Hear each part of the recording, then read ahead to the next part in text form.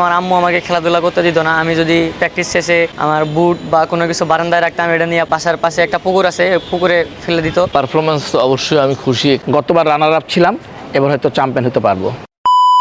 উপমহাদেশের প্রাচীন ক্লাবগুলোর মধ্যে ওয়ারি অন্যতম। 1898 সালের প্রতিষ্ঠিত ক্লাবটির সোনালী অতীত আর নেই। ক্রিকেটে বিলুপ্ত, ফুটবলে খেলছে দ্বিতীয় স্তরে, পয়েন্ট টেবিলে অবস্থান পঞ্চম। সেই দ্বিতীয় স্তরে জুনিয়র লিগে চ্যাম্পিয়ন হয়েছে ওয়ারি ক্লাব। বাংলাদেশ প্রিমিয়ার লিগের দ্বিতীয় স্তর চ্যাম্পিয়নশিপ লিগ। এ লিগে অংশগ্রহণকারী ক্লাবগুলোর দল নিয়ে অনূর্ধ্ব 16 লিগ আয়োজিত হয়েছে।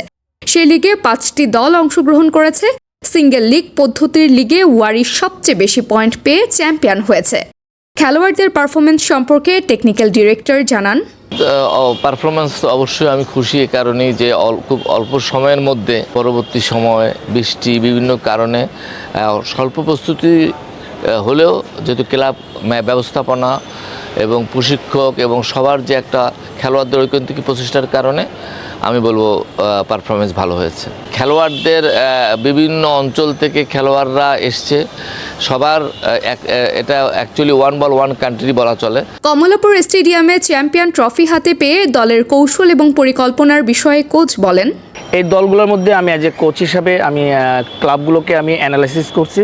অ্যানালাইসিসের দৃষ্টিকোণ থেকে ফকরেবুল যেহেতু সিনিয়র বিসিএল চ্যাম্পিয়ন হয়েছে, জুনিয়র টিমটাকে তারা চ্যাম্পিয়নের মতো টিম গঠন করছে এবং এই টিমটাকে আমরা সামনে রেখে আমরা বিশেষ করে প্রস্তুতি নিয়েছি। যদি আমরা এই টিমের বাধা অতিক্রম করতে পারি তাহলে হয়তো আমরা গতবার রানার আপ ছিলাম, এবার হয়তো চ্যাম্পিয়ন হতে পারবো। কতই না বর্ণিল অতীত আছে শতবর্ষী এই ওয়ারি ক্লাবের। ক্লাব ম্যানেজমেন্টের উদাসীনতা নাকি আর্থিক সংকটে নিভু তারার মতো আলো দিয়ে যাচ্ছে এই ওয়ারি ক্লাব। তবুও তো ফুটবল, টেবিল টেনিসের মতো খেলাগুলোতে ভালো করতে চেষ্টা করছে। গত মৌসুমেও অনূর্ধ্ব 16 লিগে হয়েছিল রানার্স আপ, এবারে হয়েছে চ্যাম্পিয়ন। সুযোগ সুবিধা এবং ম্যানেজমেন্ট পরিকল্পনা সম্পর্কে টিম স্পোর্টস জানতে চায় দলের ম্যানেজারের কাছে। স্পোর্টিং ক্লাবগুলো খেলোয়াড়, কোচ, ম্যানেজমেন্ট এটা কিন্তু যদি আপনার সুসম্পর্ক না থাকে তাহলে কিন্তু ভালো ফলাফল আশা করা সম্ভব নয়। সেদিক থেকে ওয়ারি ক্লাব বলবো যে তাদের একটা দীর্ঘমেয়াদী পরিকল্পনা ছিল। সেই 2022 সাল থেকে তারা কুড়িগ্রাম থেকে শুরু করে ব্রাহ্মণবাড়িয়া, বাংলাদেশের বিভিন্ন জেলার ক্ষুদে খেলোয়াড়দেরকে নিয়ে কিন্তু তারা দীর্ঘমেয়াদী একটা পরিকল্পনা করেছিল এবং সেই পরিকল্পনার এবং ম্যানেজমেন্টের সহযোগিতার কারণে কিন্তু আজকের ফলাফলটা সম্ভব হয়েছে আমাদের লিগ জয়। ওয়ারি ক্লাব দলগত নৈপুণ্যে হয়েছে চ্যাম্পিয়ন। দলের হয়ে 4 গোল করে লিগের সেরা গোলদাতা মিনারুল ইসলাম মিলন। নিজের পারফরমেন্সে বেজায় খুশি তিনি। আলহামদুলিল্লাহ, আমি সর্বোচ্চ গোলদাতা হয়েছি, আল্লাহর রহমতে অনেক ভালো লাগতেছে।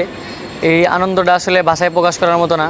বিগত 2-3 বছর থেকে ঢাকার মাঠে খেলা, যাই হোক রানার্স আপের স্বাদ কয়েকবার গ্রহণ করা হয়েছে, কিন্তু চ্যাম্পিয়নের স্বাদ এবার ফার্স্ট। আলহামদুলিল্লাহ, আল্লাহর রহমতে অনেক ভালো লাগতেছে, যেটা ভাষায় প্রকাশ করার মতো না।